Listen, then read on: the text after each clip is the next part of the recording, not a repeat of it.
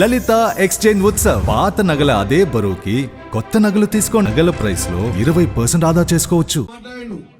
కేసీఆర్ గారికి కాలి గోటి సరిపోయాడంట రేవంత్ రెడ్డి. కాలి గోటి సరిపోయి రేవంత్ కదా నేను మట్టి పెట్టి పామల్లో పండబెట్టిన రేవంత్ రెడ్డి అది మర్చిపోయినా కేటీఆర్. ఈ భాష ఏంది ఒక ముఖ్యమంత్రిని పట్టుకొని కేసీఆర్ కాలి గోటిగా కేసీఆర్ చరిత్ర ఏంది, రేవంత్ రెడ్డి చరిత్ర ఏంది, నీ చరిత్ర ఏంది? మేము 3 సార్లు ఎమ్మెల్యేగా వచ్చి ఉద్యోగంలో ఉంటే నువ్వు అమెరికాలో నౌకరు చేసుకుంటే చిన్నగా వాళ్ళ దగ్గర ఇంత దగ్గర బతుకుతున్నావు. ఏదో మీ నాయన పేరు చెప్పి దొంగ మాటలు చెప్పి ఎమ్మెల్యే అయ్యాను.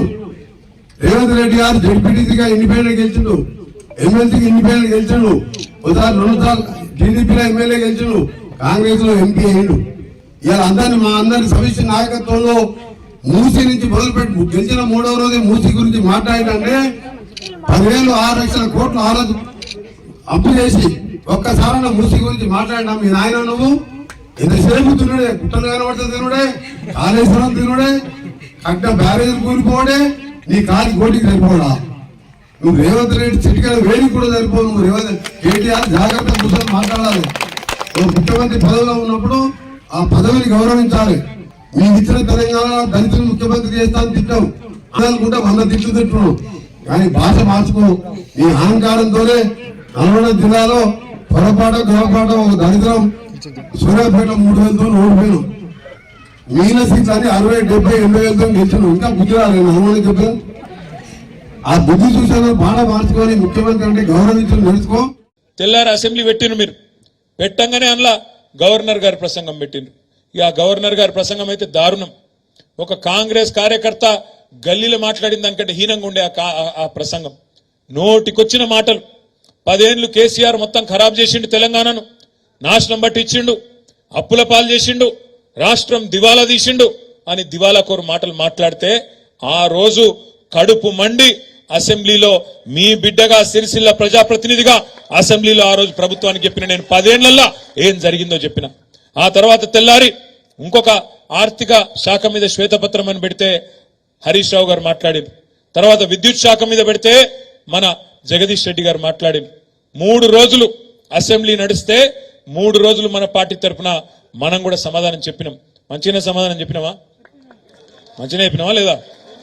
పెట్టినాం. మరి మీరు ఒక్కసారి ఆలోచించుండ్రి.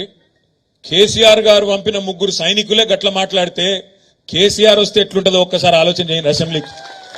ఎందుకు చెప్తున్నా అంటే పాపం ముఖ్యమంత్రి గారు బాధ చెప్పుకుంటాడు మొన్న ఏదో ఇంటర్వ్యూలో, టీవీ ఇంటర్వ్యూలో.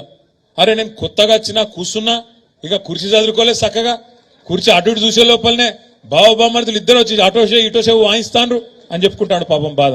మరి మాతోనే గిట్లుంటే నీకు రేపు మా నాయకుడు కేసీఆర్ రంగంలో దిగితే ఎట్లుంటదో ఈ ప్రభుత్వానికి ఒక్కసారి ఆలోచించుకోమని చెప్పి నేను కోరుతా ఉన్నా. ఎందుకంటే కేసీఆర్ గారు నిజంగా కూడా నేను చెప్తున్నా, రూలింగ్ లో కంటే గవర్నమెంట్ల కంటే ఆపోజిషన్లోనే కేసీఆర్ చాలా డేంజరస్. ఎందుకంటే అద్భుతంగా చీల్చి చెండాడడంలో, ప్రజల పక్షాన గొంతు విప్పడంలో, ప్రజల పక్షాన ప్రశ్నించడంలో కేసీఆర్ కంటే పదునైన గొంతు బహుశా భారతదేశంలోనే ఎక్కడా లేదు. ఇవాళ ఈయన మాట్లాడుతాడు ముఖ్యమంత్రి 100 మీటర్ల కింద దొక్కుతాడు బీఆర్ఎస్ ను. ఒక ఆయననేమో 100 మీటర్ల కింద దొక్కుతా అంటుండు రేవంత్ రెడ్డి. ఇంకొక ఆయనేమో ఇక్కడ మన ఎంపీ ఉన్నాడు కరీంనగర్ బండి సంజయ్, కుల్లా చెప్తుండ ఆయన మనం కొట్లాడుకుంటూ కాదు, కాంగ్రెస్ బీజేపీ కొట్లాడుకుంటూ కాదు, బీఆర్ఎస్ గింతంత మిగిలిందిగా ఆయనతో బీఆర్ఎస్ ను ఖతం చేయాలి, మనం కొట్లాడుకోవద్దు, మనం కలిసి ఉండాలి అని బండి సంజయ్ కుల్లా మాట్లాడుతుండ్రు. చూసిండ్రా లేదా మీరు? ఇంత ఓపెన్ గా ఇంత బాహాటంగా మనం కలిసే ఉందాం అని బండి సంజయ్ ఒక దిక్కు, ఈయననేమో 100 మీటర్ల లోపల బొంద పెడతా అంటుండు. ఆయన 3 మీటర్లు కూడా లేడు. ఆయన అంటే మనం 100 మీటర్ల లోపల బొంద పెడతాడట. ఆయన 3 ఫీట్లు కూడా లేడు. ఆయన అంటే 100 మీటర్ల లోపల బొంద పెడతాడట.